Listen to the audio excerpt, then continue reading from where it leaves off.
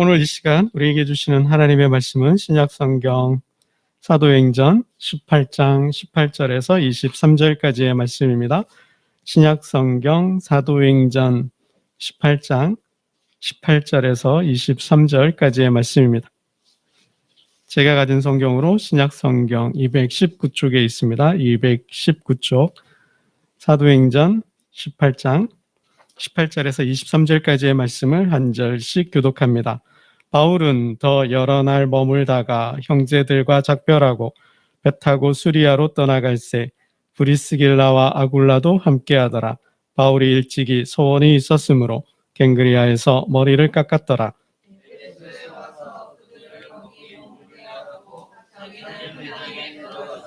유대인들과 변론하니 여러 사람이 더 오래 있기를 청하되 허락하지 아니하고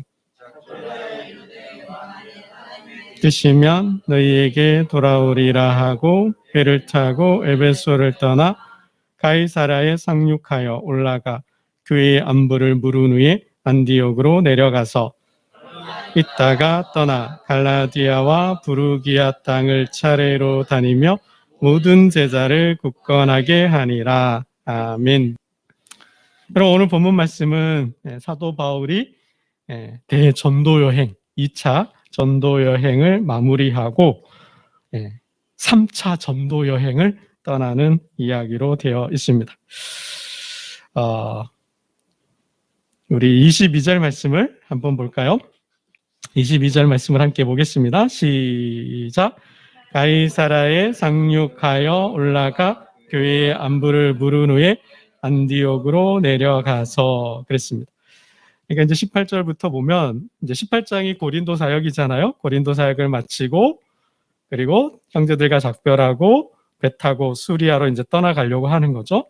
그리고 이제 에베소에 잠깐 왔어요. 고린도에서 배를 타고 에베소에 왔다가 19절이죠.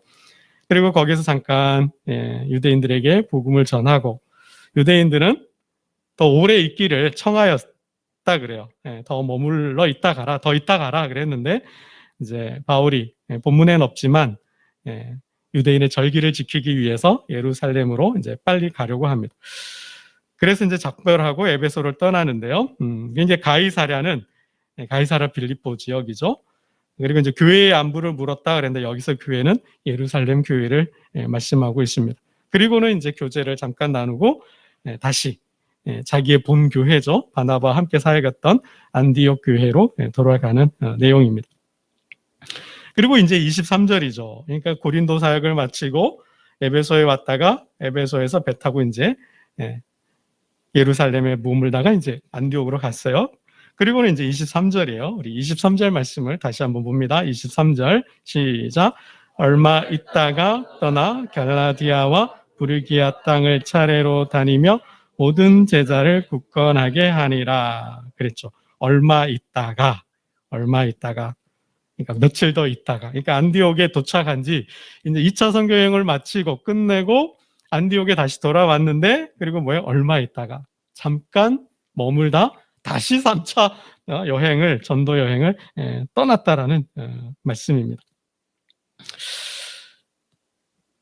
여러분 3년 2차 전도 여행에 한 3년간 사역을 했고 그 여행한 거리, 이동 거리를 계산을 해보면 약 3,000km 정도 된다고 그래요. 3,000km 정도.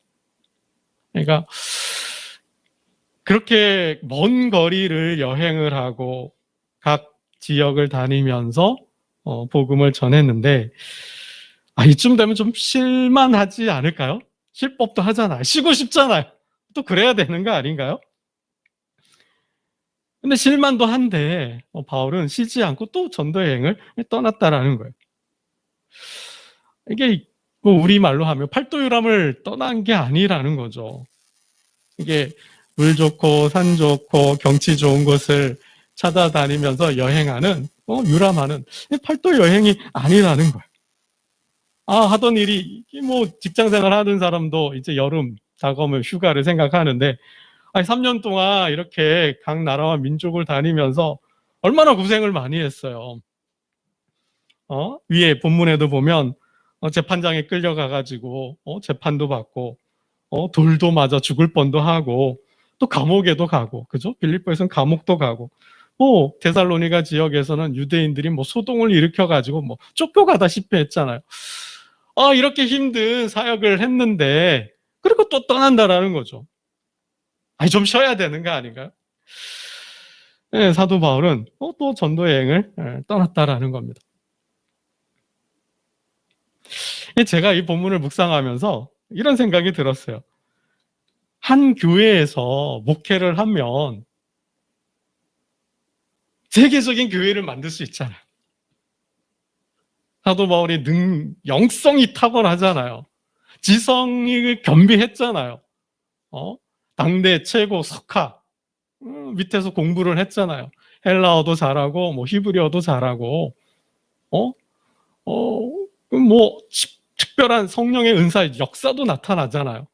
아니 이러한 영성과 지성과 성령의 함께하심 그 능력이라면 한 교회에서 목회를 하면 얼마나 큰 교회를 일으킬 수 있을까?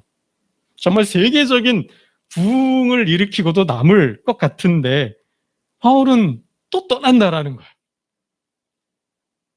제 생각 같았으면 한 지역에 머물러서 한 교회를 세우고 그 교회를 통해서 부흥하고 세계적인 부흥을 일으킨다면 그게 더 전략적으로 보면 선교 전략적으로 보면 이게 더 쉬운 거 아닌가요? 더 효율적이고 더 능률적이고 그럴 법한데 사도 바울은 그렇게 하지 않고 또 떠났다라는 거예요. 여러분 에베소에서 보면 두란노 서원을 세우잖아요. 그러니까 제자 학교 같은 거예요. 복음 학교죠. 두란노 서원을 세워서 제자들을 양성해서 이게 각 지역에 보내잖아요. 그래서 아시아 7개, 계시록에 나오는 7개에도 서잖아요. 아니 그러니까 안디옥이나 어느 뭐 특정한 지역에 머물면서 교회를 세우고 그 능력으로 부흥을 일으킨다면 그러니까 굳이 꼭 찾아가지 않아도 그죠? 내가 현장에 가지 않아도 사람들이 오잖아요. 말씀이 좋고 은혜가 넘치고 또 성령의 역사도 강력하게 나타나면 그냥 오잖아요. 세례 요한 같은 경우는 요단강에서 복음을 전했는데 하나님이 함께 하시고 그죠? 말씀이 좋고 하니까 사람들이 온 유대에서 찾아왔다 그랬거든요. 광야에 있어도 그죠? 뭐 어디에 있든 그만한 충분한 영성과 능력과 지성을 갖췄는데 왜 굳이 선교 여행을 떠나야 하느냐라는 거죠. 그게 뭐 팔도 유람하는 것처럼 여행이라면 휴가의 어떤 쉼을 얻기 위한 여행이라면 뭐 괜찮아요. 우리가 2차 전도 여행을 봤지만 얼마나 고통스러워요, 고생스러워요. 가는 곳마다 유대인들이 그죠? 부득부득 일을 갈면서 대적하고 공격하고 소동을 일으키고 잡아다가 막 돌로 치고 재판장에 끌고 가기도 하고 하지 않습니까? 그런 삶을 또 살겠다라는 거예요. 여러분 지지난주인가요? 말씀을 드렸지만 사도 바울은 장래가 촉망되는 젊은이라 그랬어요. 배울 만큼 배웠고 가질 만큼 가졌고 맘만 먹으면 못할 사람이 없다 그랬죠. 그죠? 정치를 하면 뭐 로마에서 정치를 하면 집정관이 될 수도 있는 거고 유대에서 정치를 하면 뭐 공회원이 될 수도 있는 거고 공부를 하면 뭐 세계적인 석학을 하고 학교도 세울 수 있고 뭐 돈을 벌고자 했다면 아주 뭐 세계적인 부자도 될 수 있는 그런 사람이라는 거예요. 모든 능력과 가능성을 다 갖춘 사람인데 그걸 내려놓고 그 고생의 길을 간다라는 거죠. 우린 가끔 해요. 사람을 축복하기 위해서 꽃길만 걸으세요. 그렇게 표현을 하는데 사도 바울은 그거를 포기하고 꽃길보다는 가시밭길을 택하여 간다라는 거예요. 참 뭘까? 왜 떠나는 걸까? 여러분 이게 사명입니다. 이게 사명이에요. 다메섹에서 부활하신 주님을 만났어요. 그때 주님이 뭐라 하셨어요? 이방인과 임금과 유대인들을 위해 택한 나의 그릇이다.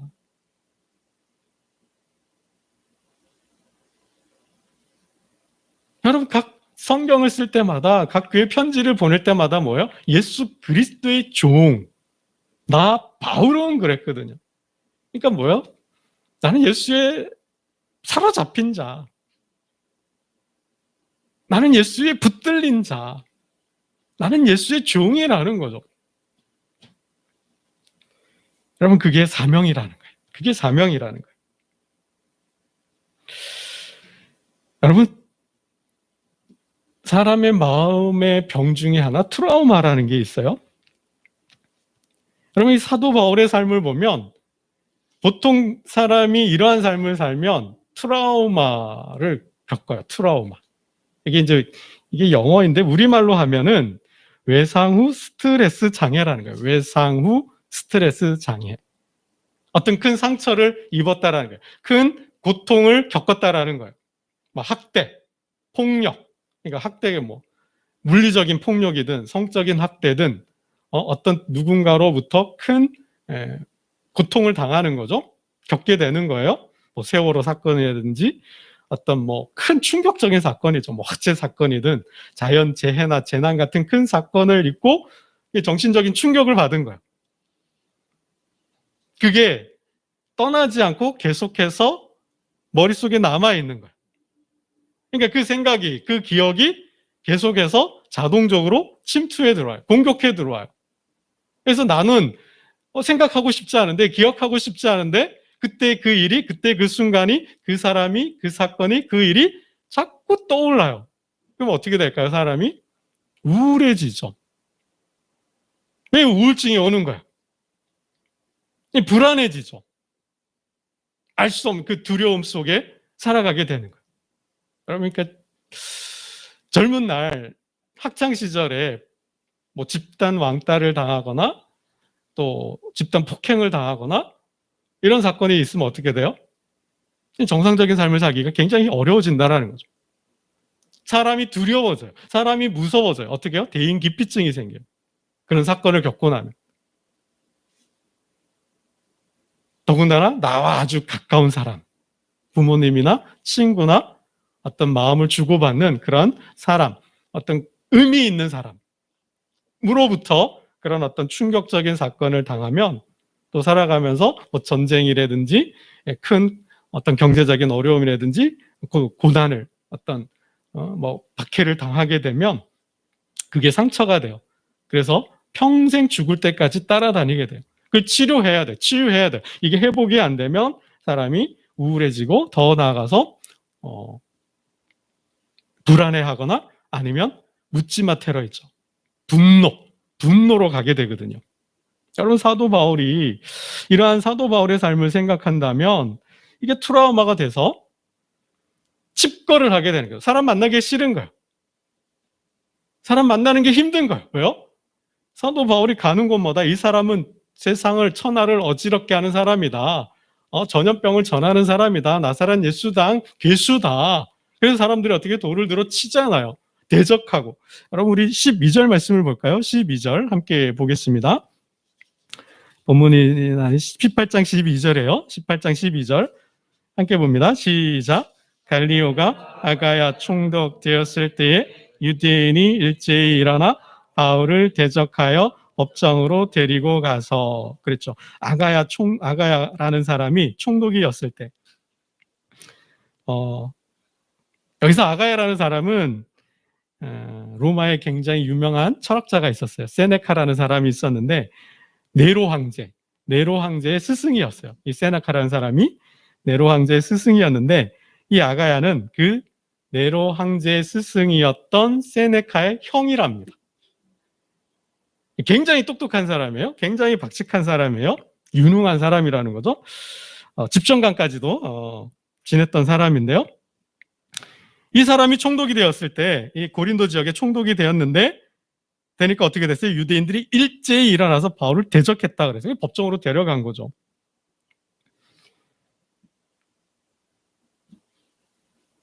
여러분, 바울이 가는 곳마다 소동을 일으키고 공격해오고 도전해 왔어요. 그래서 도망을 다녔잖아요. 쫓겨다녔잖아요.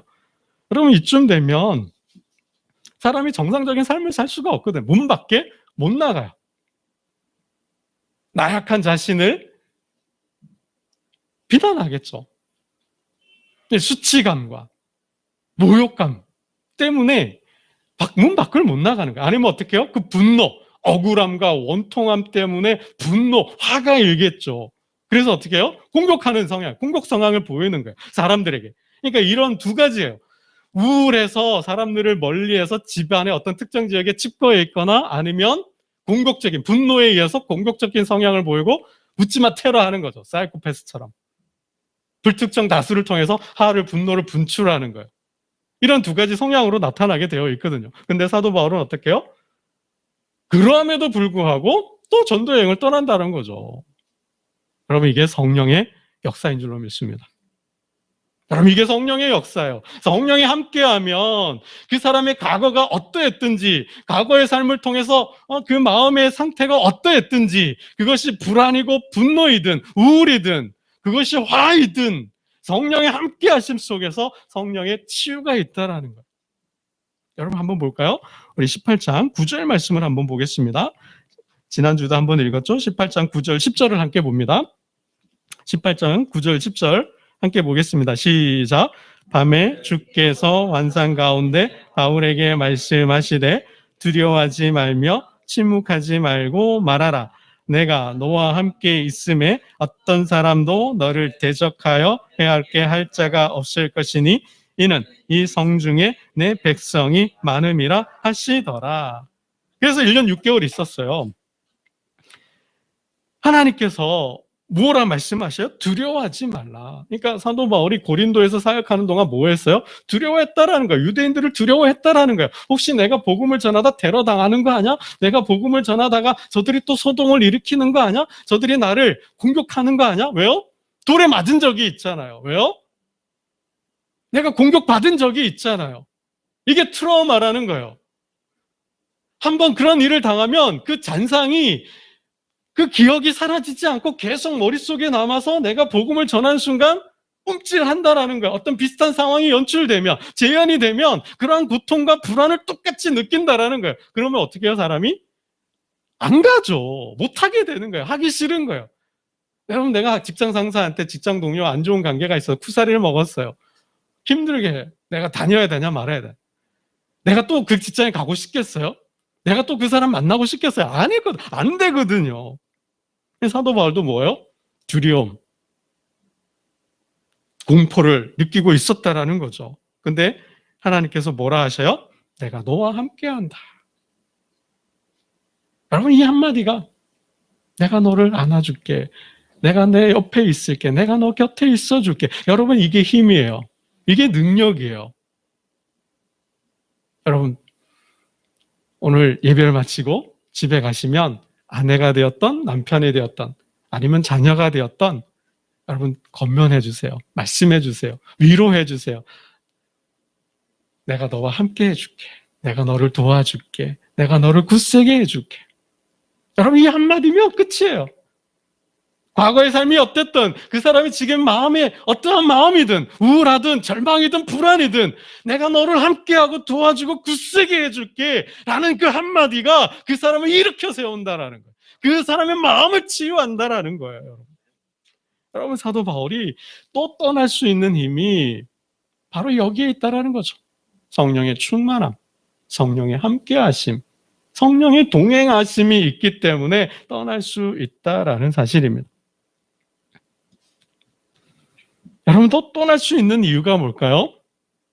그러한 고통, 그 가시밭길을 다시 갈 수 있는 것은 복음에 대한, 사명에 대한 열정입니다. 여러분, 복음에 대한, 사명에 대한 열정, 사도 바울이 그 열정이 얼마나 대단했는지 한번 볼까요? 본문에는 그런 내용이 없어요.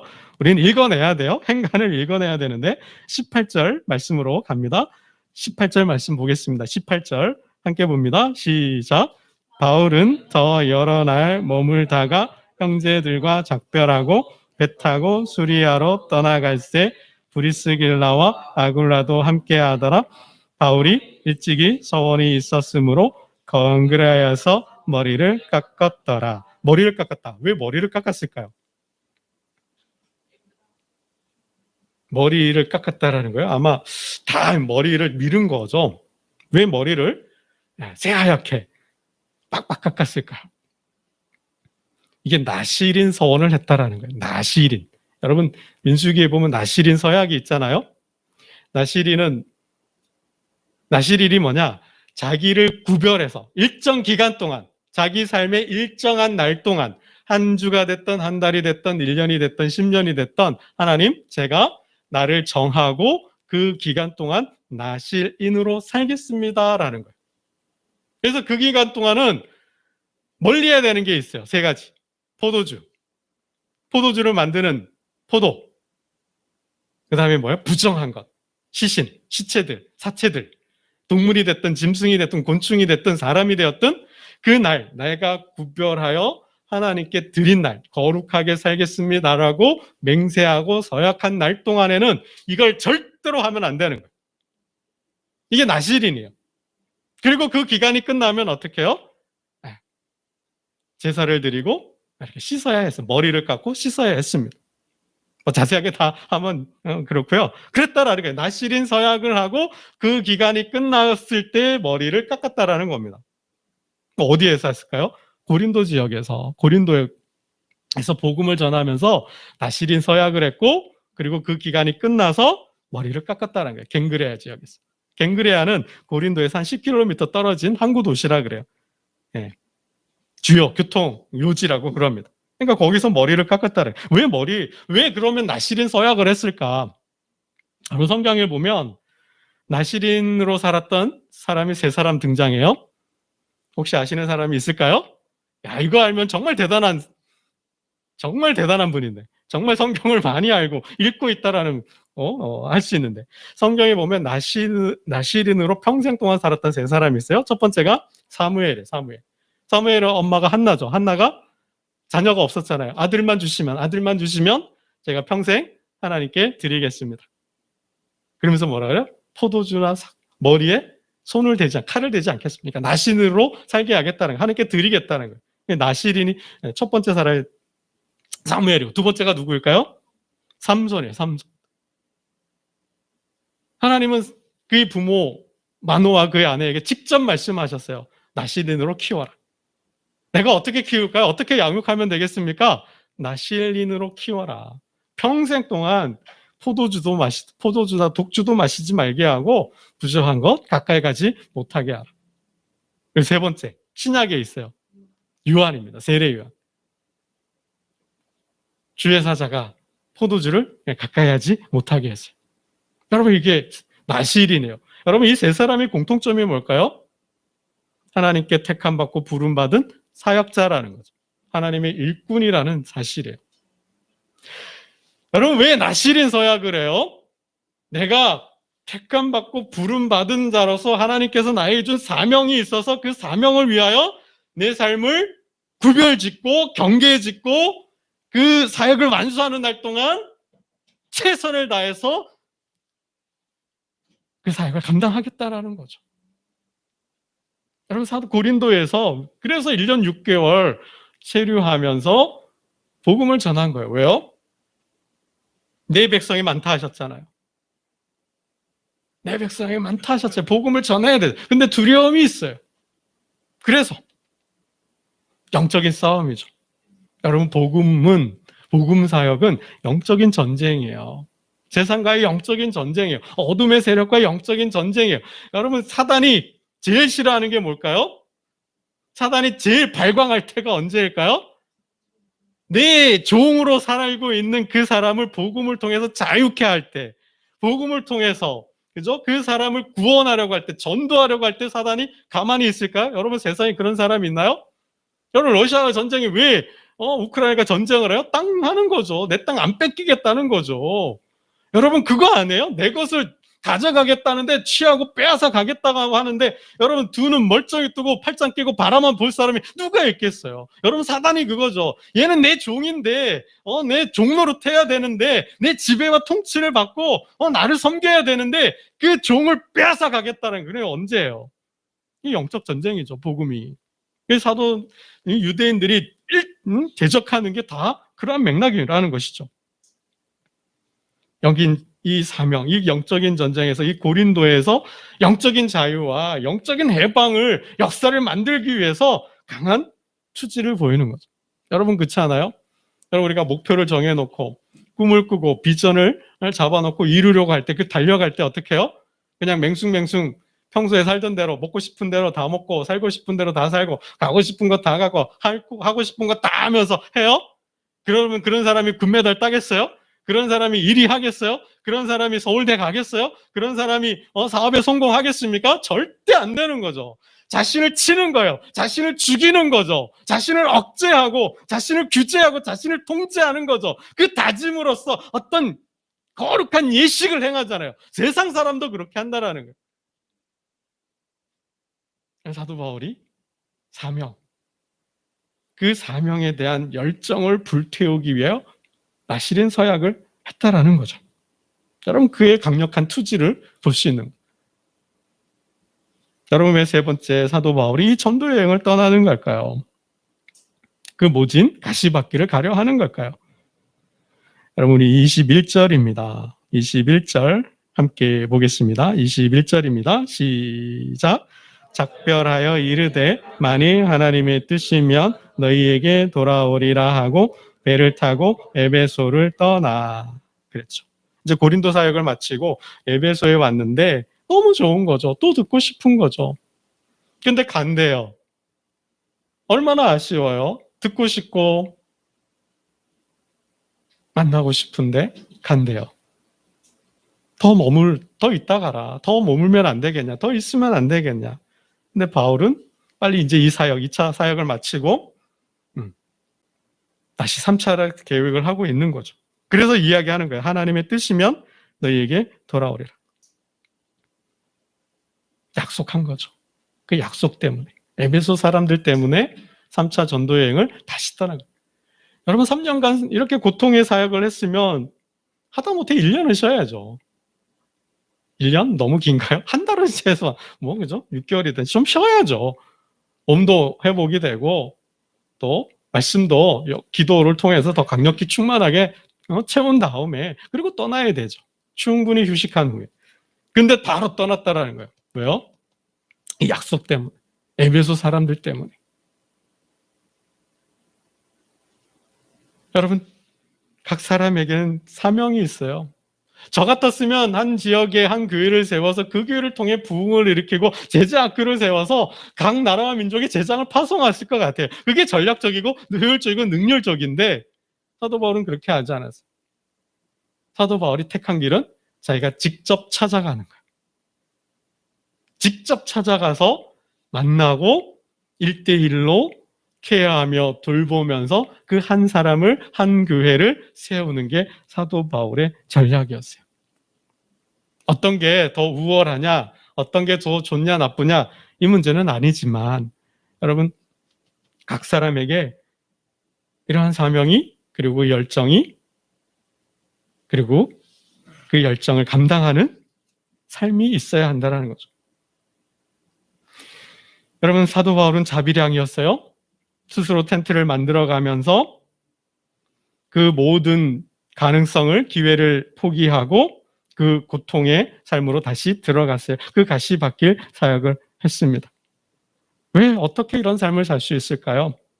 이게 가능할까요? 사도 바울은 이렇게 고백합니다.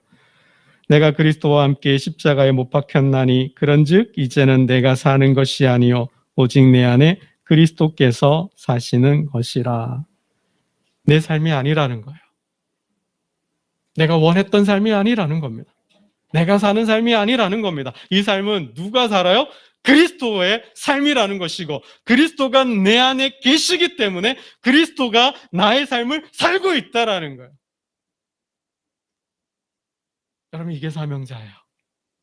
사명자 안에는 누가 계셔요? 그리스도가 계셔요. 사명자는 어떻게 살아요? 그리스도가 사는 거예요. 그래서 그리스도가 나를 이끌어요. 그리스도가 나를 주도하는 거예요. 여러분, 나는 누구의 삶을 살고 있는지, 내가 내 삶을 주동하는지, 내가 내 삶을 추동하는지, 내 삶을 추동하고 움직이는 힘이 무엇인지 우리는 돌아보아야 합니다.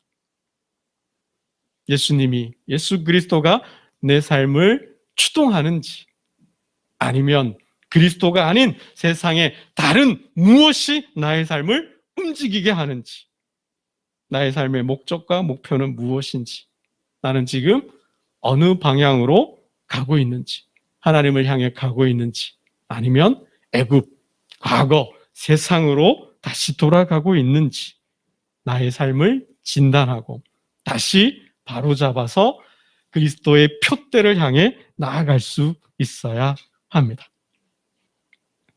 여러분, 말씀을 맺겠습니다. 예수 그리스도와 하나님의 복음이 나를 움직이는 생명력, 내 삶을 움직이는 추동하는 힘이 되어야 합니다. 여러분, 하나님은 세상을 두 가지 방식으로 통치하셔요. 하나는 세상 권력, 국가, 정부, 정권을 통해서 세상을 통치하십니다. 그러나 그 국가에는 하나님께서 영권을 주지 않았어요. 국가가 다 할 수 있어요. 지금은 복지라는 거, 그죠? 교회가 했던 사역을 이제 국가가 맡아서 대신하기도 해요. 그래서 뭐 손실보전금도 주고, 극빈층을 향해, 그죠? 정부 지원금도 줘요. 국민들의 생활의 안정과 안녕과 평안을 위해서 군대도 양성하고, 방비도 하고, 방어도 하고, 치안 유지도 합니다. 생명을 지키고 행복을 추구하는 그 삶을 위해서. 그러나 하나님께서 국가에 주지 않은 게 있어요. 뭘까요? 영권은 주지 않았어요. 복음은 주지 않았다라는 거예요. 국가는, 이 세상의 권력은 지금 현실 세계를 통치할 수는 있지만, 하나님의 법에 따라서 통제할 수는 있지만, 그 국가가 영혼을 구원할 수는 없다라는 거예요. 여러분, 영혼 구원은, 교회는, 하나님 나라는 누가 세울까요? 교회만이 할 수 있다라는 거예요. 저와 여러분만이 할 수 있다라는 거예요. 그래서 하나님은 저와 여러분을, 교회를 세워서 그 교회를 통하여 사람을, 성도를, 제자를 세상으로 파송하여 세상을 다스리기를 원한다는 사실입니다. 하나님께서 저와 여러분에게 맡겨주신 일, 바로 지금 내가 하고 있는 그 일을 통하여 세상을 통치하기를 원하신다라는 거예요. 아픈 자들을 고쳐주고, 억울한 자들을 위해 변론해주고, 못 배운 자들에게 가르침을 주고, 이 땅을 조금이라도 평안하기 위하여 정치를 통하여 정치를 하게 하셨다라는 거예요. 여러분, 그 사역과 그 사명을 다하심으로 저와 여러분이 선 곳에 하나님 나라가 임하는, 세상에 하나님의 정의와 사랑이 충만해지는 그러한 영광의 역사가 드러나기를 주님의 이름으로 축복합니다. 기도드리겠습니다. 하나님 아버지, 감사합니다. 꽃길을 마다하고 가시밭길을 가는 사도 바울의 삶을 통하여서 우리의 삶을 돌아보았습니다. 그에겐 사명이 있었고, 사명을 감당할 열정이 있었고, 그 사명의 삶을 사는 권능이 있었습니다.